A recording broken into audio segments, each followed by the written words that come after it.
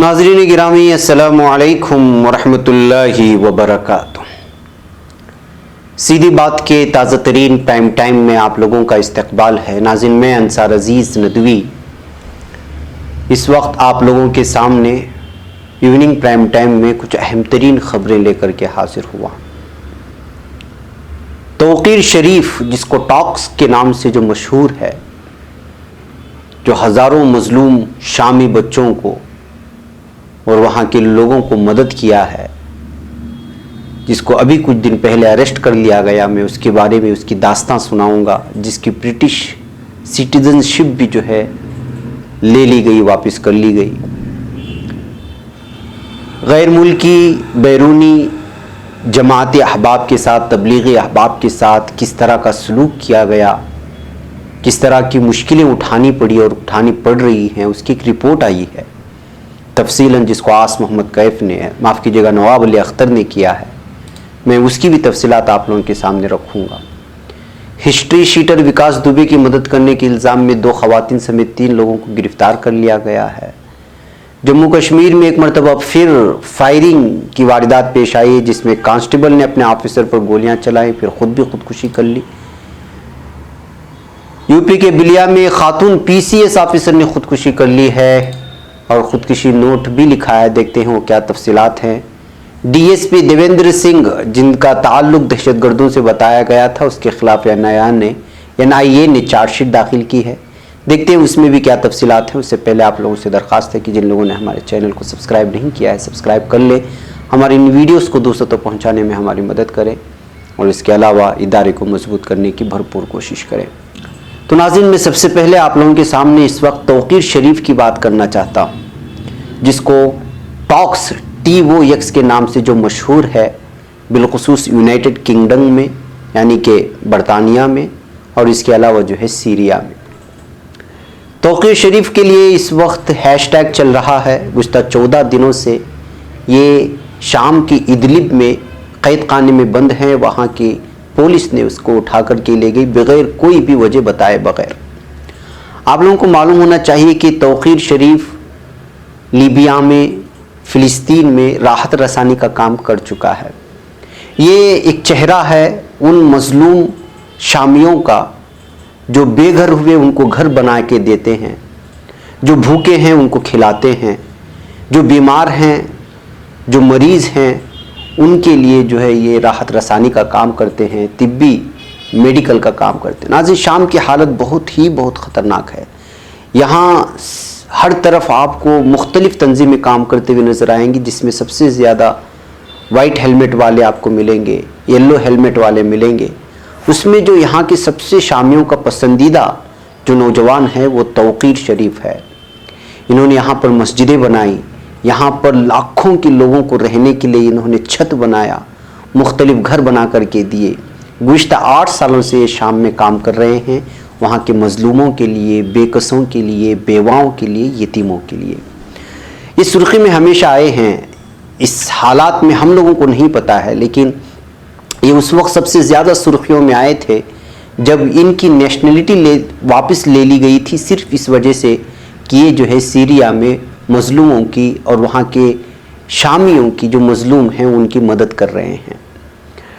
ये आए तो अकेले थे अपनी बीवी के साथ, अब इस वक्त उनकी वहीं पर रह गए, शाम में रहते हैं, वहाँ के लोगों की खिदमत करते हैं। इनकी औलाद भी है, उनके घर वालों को इस वक्त जो है क़ैद कर लिया गया है, घरों में ही इनके घर वालों को, इनके अहल खाना को, और इसके अलावा जो है इनकी बीवी को भी जो है इस वक्त लगातार इनके लिए ट्विटर में, इनकी एक बहुत लंबी हिस्ट्री है नाज़रीन इस वक्त, लेकिन शाम में बहुत परेशान हो रहे हैं। इन्होंने जहाँ मस्जिदें बनाए, सबसे बड़ा ये है कि इनकी जो तंजीम इन्होंने यहाँ आने के बाद बनाई और लोगों को क़रीब किया, और पूरी दुनिया में तुर्की से यहाँ वहाँ से जो है इमदाद हासिल करके जो यहाँ के मज़लूमों की और यहाँ के बेघर लोगों की, बेवाओं की जो खिदमत कर रहे थे, उस खिदमत को रोक दिया गया है। गुज़श्ता 14 दिन हो चुके हैं और कोई मीडिया इसको दिखाने को तैयार नहीं है। तौक़ीर को मुख्तलिफ तंजीमों से जोड़ करके बदनाम करने की कोशिश की गई। इन्होंने खुद अपने एक आर्टिकल में TRT वर्ल्ड में जहाँ शाये हुआ है अंग्रेज़ी में, अगर आप जाकर के देखेंगे, इन्होंने खुद आर्टिकल में इस बात का दावा किया है کہ شروع میں خود برٹش حکومت نے جو ہے ان کو سپورٹ کیا تھا، وہ بحیثیت سماجی کارکن سیریا میں آئے تھے۔ یہ نئی بات نہیں تھی کہ وہ سیریا میں آئے، پہلی دفعہ تھا۔ انہوں نے اس سے پہلے فلسطین میں مظلوم مسلمانوں کی خدمت کے لیے وہاں برٹش سے ہی وہاں کی نیشنلٹی کے ذریعے سے وہاں گئے تھے، لیکن شام میں آنے کے بعد کئی سالوں تک خدمت کرنے کے بعد اچانک ان کی نیشنلٹی نکال لی گئی، صرف اس وجہ سے کہ جو ہے وہ وہاں پر غریب مظلوموں کی جو ہے یہ کر رہے ہیں۔ اس وقت یہ قید خانے میں ہیں، اور وہ شامی لوگ، جن شامی لوگوں تک ان کی جو تنظیم پہنچاتی تھی، اس تنظیم کا کام روک دیا گیا ہے۔ ان تنظیم کے کام کو روکنے کا مطلب یہ ہے کہ لاکھوں شامیوں کے بھوکے پیٹ پر آپ وار کر رہے ہیں۔ وہاں کی ظالم حکومت، ظالم بشار الاسد کی حکومت کوئی بھی وجہ بتائے بغیر جو ہے توقیر کو گرفتار کر کے لے گئے، ان کے گھر والوں کو گھر میں قید کر کے رکھ دیا ہے۔ تو ایسے حالات میں اس وقت گزشتہ 14 دنوں سے جو ہے ان کے لیے، ان کا نام ابو الحشام کے نام سے بھی، ابو الحسام کے نام سے بھی یہ مشہور ہیں۔ اگر عربی میں آپ اس کو ٹویٹر میں جا کر کے ٹرینڈ چل رہا ہے الحریہ لابو الحشام کے نام سے، اس کے علاوہ فری ٹاکس کے نام سے بھی ہیش ٹیگ چل رہا ہے، آپ جا کر کے دیکھیں گے تو ٹویٹر میں چلے گا۔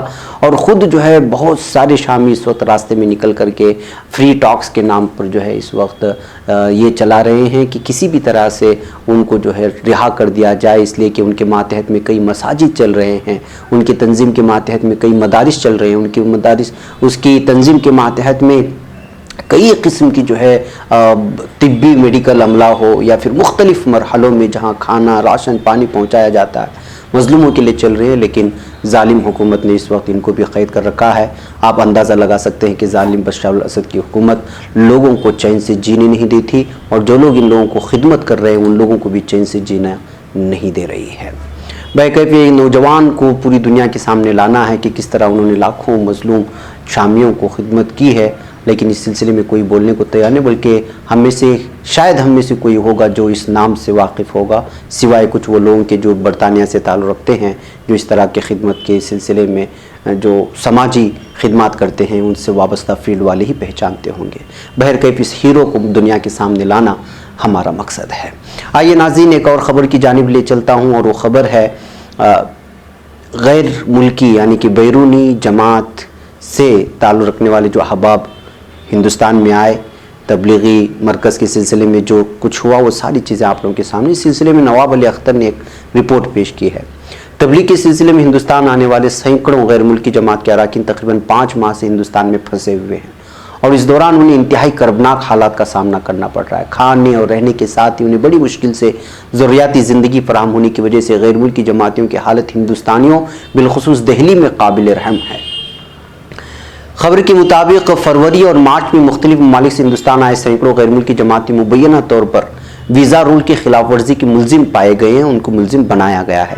اس وجہ سے انہیں فی الحال وطن واپسی کے آثار نظر نہیں آ رہے ہیں۔ غورطلب بات یہ بھی ہے کہ ہندوستان میں پھنسے تمام غیر ملکی جماعتیوں کو دہلی کے وزیر آباد میں رکھا گیا تھا، جہاں تمام ذمہ داری دہلی حکومت کی تھی، مگر یہاں پر غیر ملکیوں کے ساتھ جو سلوک کیا گیا اس سے ملک کی شبیہ کو بڑا جھٹکا لگا ہے۔ اس سلسلے میں جب ان جماعتیوں سے رابطہ کیا گیا تو معلوم ہوا کہ وزیر آباد ان لوگوں کے لیے جہنم جیسا بنا ہوا تھا، جہاں ایک ہی کمرے میں صلاحیت سے کہیں زیادہ جماعتیوں کو ٹھوس دیا گیا تھا۔ یہاں تک کہ مرد جماعتیوں کے ساتھ ہی تھائی لینڈ کے حاملہ خاتون جماعتی کو بھی رکھا گیا۔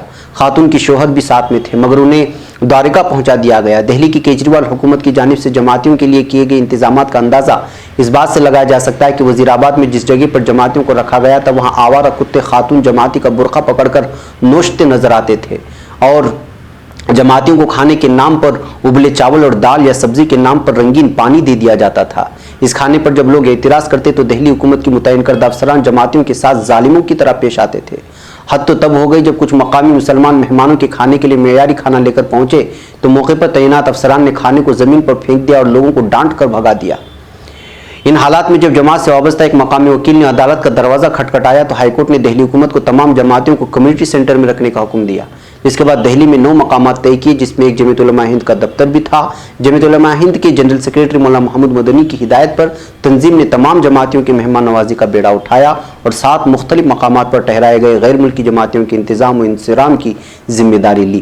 آئی ٹی او واقع جمعیت علماء کی ہند کے دفتر میں 200 سے زائد غیر ملکی جماعتی مقیم ہیں، جہاں سبھی کو کھانے اور قیام کے ساتھ ساتھ دیگر ضروریاتی زندگی کی اشیاء فراہم کی جا رہی ہیں۔ جمعیت کی عمارت میں مدنی ہال و دیگر حصوں میں جماعتوں کو ٹھہرایا گیا ہے اور انہیں 24 گھنٹے اے سی اور دیگر ضروری سامان فراہم کیا گیا ہے۔